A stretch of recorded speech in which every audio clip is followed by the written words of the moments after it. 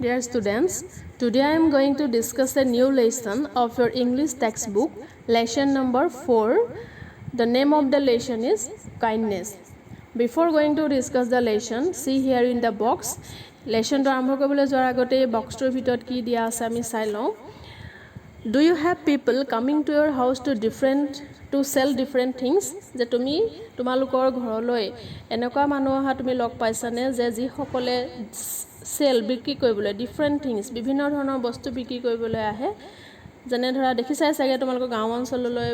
বা আমাৰ চহৰ নগৰ অঞ্চললৈ বিভিন্ন ধৰণৰ মানুহ গাঁৱে বস্তু বিক্ৰী কৰিবলৈ আহে যেনে পিঠিত ডাঙৰ বেগ এটা লৈ আহে কিছুমানে কাপোৰ আনে কিছুমানে চাইকেলতো আনে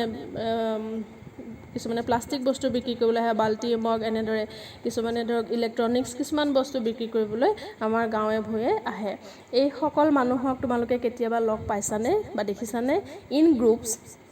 তোমালোকে গ্ৰুপত শ্বেয়াৰ ইউৰ এক্সপিৰিয়েন্সেছ তোমালোকৰ অভিজ্ঞতাসমূহ শ্বেয়াৰ কৰা of how you feel about such people এই মানুহসকলৰ ওপৰত তোমালোকৰ কি ফিল হয় তোমালোকৰ মনৰ ভাৱ কি ভাবিছা এই মানুহসকলৰ বিষয়ে মনৰ ভাৱ কেনেকুৱা তোমালোকৰ ফ্ৰেণ্ডৰ লগত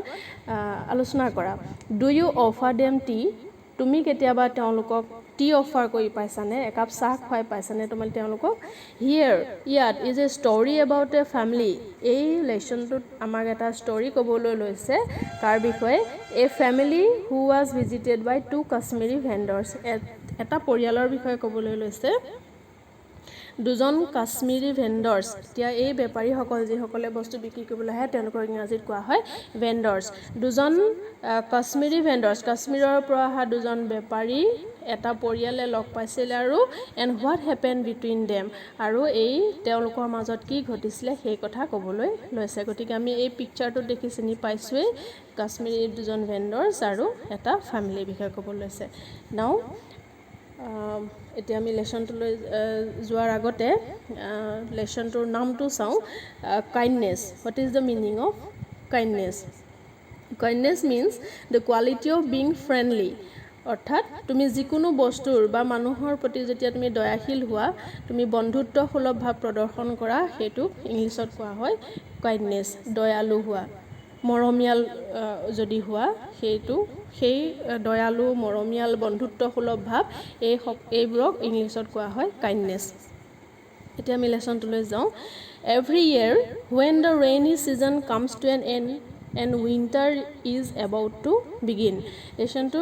ইংলিছত ৰিডিং কৰি যোৱাৰ লগতে একৰ্ডিংলি অসমীয়াটো আমি একেলগে আলোচনা কৰি যাম Every year when the rainy season comes to an end and winter is about to begin প্ৰত্যেক বছৰে যেতিয়া ৰেইনি ছিজন বৰষুণৰ বতৰ যেতিয়া শেষ হ'বলৈ হয় তেতিয়া কি আহে উইন্টাৰ শীতকাল ঠাণ্ডা দিন about to begin ঠাণ্ডা দিন প্ৰায় আৰম্ভ হ'বলৈ হয় Kashmiri vendors arrived at the city সেই একে সময়তে কোন আহে কাশ্মীৰী ভেণ্ডৰ্ছসকলে কাশ্মীৰৰ পৰা এই বেপাৰীসকল এৰাইভড এট দ্য চিটি আমাৰ চহৰ অঞ্চলত বা আমাৰ গাঁও অঞ্চলত আহি পাই যায়হি they travel around the city তেওঁলোকে গোটেই চহৰখন ঘূৰি ফুৰে যাত্ৰা কৰি ফুৰে to sell their handcrafted shawl to sell বিক্ৰী কৰিবলৈ তেওঁলোকৰ হেণ্ডক্ৰাফটেড মানে হাতেৰে তৈয়াৰ কৰা ক্ৰাফটেড হাতেৰে ডিজাইন কৰা হাতেৰে ফুল কৰা এনেধৰণৰ ডিজাইন কৰা ইংলিছত কোৱা হয় হেণ্ডক্ৰাফটেড শ্বল হাতেৰে তৈয়াৰ কৰা শ্বল পাৰ্চবিলাক ব্লেংকেটছ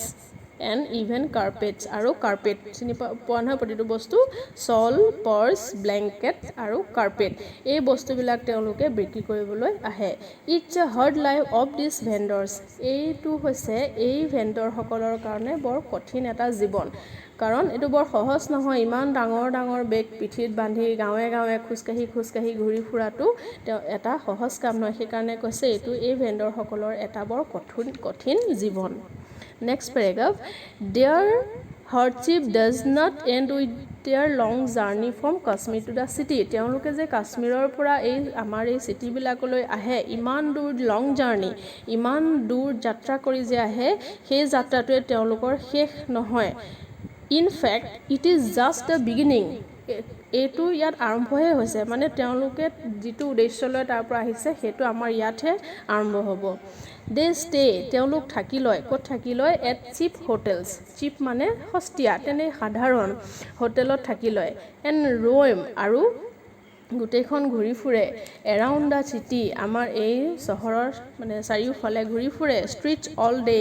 এই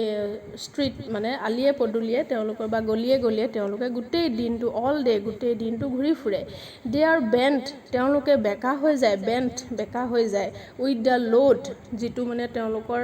লোড মানে লোডিং তেওঁলোকে বোজা যিটো লয় অন দেয়াৰ বেকছ তেওঁলোকৰ পিঠিত যিটো ডাঙৰ বোজা এটা লয় মানে ডাঙৰ যিটো বেগ লয় সেই বেগটোৰে সৈতে তেওঁলোক বেণ্ট হৈ যায় বেকা হৈ যায়গৈ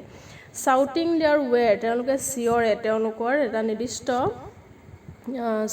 মানে এটা বাক্য লৈ পেলাই তেওঁলোকে যদি কাপোৰ আনে তেতিয়াহ'লে কাপোৰ লাগিব নেকি বা এনেকুৱা ধৰণৰ তেওঁলোকৰ নিৰ্দিষ্ট এটা চেণ্টেন্স লৈ তেওঁলোকে চিঞৰে দে লুক ফৰ বায়াৰ্ছ তেওঁলোকে কি কৰে লুক ফৰ বিচাৰি ফুৰে কিহৰ সন্ধান কৰে ফৰ বায়াৰ্ছ কিনোতা কোনে কিনিব তেওঁলোকৰ বস্তু কিনোতাৰ সন্ধানত তেওঁলোকে চিঞৰি ঘূৰি ফুৰে See the next paragraph. I would have never known all this if it were not for a chance meeting with a couple of Kashmiri vendors at my brother-in-law's house. I would have never known all this. মই এই সকলোবিলাক নাজানিলোহেঁতেন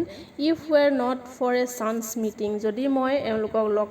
মই লগ পাবলৈ এটা chance নাপালোহেঁতেন with a couple of Kashmiri vendors. দুজন কাশ্মীৰী দুজন মানুহক একেলগে কোৱা হয় কাপল অফ দুজন কাশ্মীৰী ভেণ্ডৰজক যদি মই লগ নাপালোঁ হয় মই এই কথাখিনি নাজানিলোঁ হয় ক'ত লগ পাইছিলে তেওঁ মানে কাৰ কথা কৈছে আমাৰ যিজন ৰাইটাৰে এই ষ্টৰিটো লিখিছে সেই ষ্টৰিটো মানে আমাক কৈ আছে সেইজনৰ কথা কৈছে ৰাইটাৰ বা স্পিকাৰ হ'ব পাৰে আমি শেষলৈহে গম পাম গতিকে আমাৰ স্পিকাৰজনে কৈছে যে এই কথাটো মই নাজানিলোহেঁতেন যদি মই দুজন কাশ্মীৰী ভেণ্ডৰজক লগ নাপালোহেঁতেন ক'ত at my brother in lodge house brother in law দুটা এটা শব্দই হয় ব্ৰাদাৰ ইন ল মিনছ যদি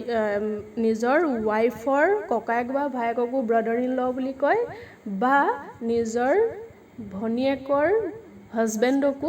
ব্ৰাদাৰ ইন ল বুলি কয় বুজি পাইছা নহয় ৱাইফৰ ককায়েক বা ভায়েককো ব্ৰাদাৰ ইন ল কয় আৰু নিজৰ ভনীয়েক বা বায়েকৰ হাজবেণ্ডক আমাৰ যেনেকৈ অসমীয়াত ভনী জোৱাই বুলি কয় তেওঁকো ইংলিছত ব্ৰাদাৰ ইন ল বুলি কয় ইয়াত কোনজনৰ কথা কৈছে আমি পিছলৈ পঢ়ি গ'লেহে গম পাম মই মোৰ ব্ৰাদাৰ ইন লজৰ ঘৰত এই ভেণ্ডৰ দুজনক মানে লগ নাপোৱা হ'লে কথাখিনি নাজানিলোহেঁতেন we were seated in my brother in law's veranda আমি মোৰ ব্ৰাদাৰ ইন লৰ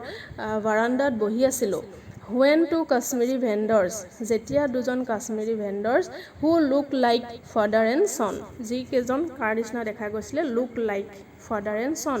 দেউতাক আৰু পুতেকৰ দৰে দেখা দুজন কাশ্মীৰী ভেণ্ডৰ তালৈ মানে আহিছিল চাগে কেম ইন তালৈ আহিছিল দ্য য়ংগাৰ মেন যিজন ডেকা মানে যিজন পুতেকৰ নিচিনা দেখাত লাগিছিলে the younger man carried a bundle on his back ডেকাজনে পিঠিত এটা ডাঙৰ বাণ্ডেল এটা লৈ আহিছিলে while the other frail and old call attention to their wares in a sufficiently loud voice Kashmiri shawls আৰু ইজনে কি কৈছে sufficiently loud voice তেওঁলোকৰ মানে যিটো আৱাজ হয় শব্দ তেওঁৰ ভইচটো বহুত ডাঙৰ হয় তেওঁলোকে এটা ডাঙৰ ভইচত চিঞৰিছিলে কি বুলি চিঞৰিছিলে ডাঙৰজনে মানে যিজন দেউতাক বুলি ভাবিছিলে কাশ্মীৰী শ্বলছ বুলি ডাঙৰকৈ চিঞৰিছিলে গতিকে এওঁলোক দুজন চাগৈ এই আমাৰ স্পিকাৰৰ ব্ৰাদাৰ ইন লৰ ঘৰলৈ আহিছিলে তাৰ পিছৰ কাহিনীটো আমি পিছৰ ভিডিঅ'টো ডিছকাছ কৰিম এতিয়ালৈকে এইখিনিতে থাকক এইখিলৈকে আমি কি পালোঁ যে আমাৰ স্পিকাৰজনে তেওঁৰ ব্ৰাদাৰ ইন লৰ ঘৰত আছিলে আৰু তালৈ দুজন কাশ্মীৰী ভেণ্ডৰ্ছ আহিছিলে কি বিক্ৰী কৰিবলৈ আহিছিলে কাশ্মীৰী শ্বল বিক্ৰী কৰিবলৈ আহিছিলে আৰু এই সকলৰ এই ভেণ্ডৰ্ছ দুজন আৰু এওঁলোকৰ মাজত কি ঘটিছিলে ইয়াৰ পিছত আমি পিছৰ ভিডিঅ'টোত গম পাম ইতিমধ্যে আমি এইখিলৈকে আছামিজতে আলোচনা কৰিলোঁ ইয়াত এটা কাম কৰিবা তোমালোকে এই তিনিটা পেৰাগ্ৰাফত যিবোৰ তোমালোকে নাউন পাইছা, নাউন প্ৰনাউন এডজেক্টিভ ভাৰ্ব শিকিছিলা নহয় পাৰ্টছ অফ স্পীচ, তাৰে এই পেৰেগ্ৰাফকেইটা যিকেইটা নাউন পালা সেই নাউনকেইটা ফাইণ্ড আউট কৰিবা, বিচাৰি উলিয়াবা, বিচাৰিলে তোমালোকে লিষ্টেড কৰিবা। ঠিক আছে, ইয়াৰ পিছৰ ভিডিঅ'টো মই আৰু কাইলৈ বা পৰহিলৈ আপলোড কৰিম। ঠিক আছে, থেংক ইউ।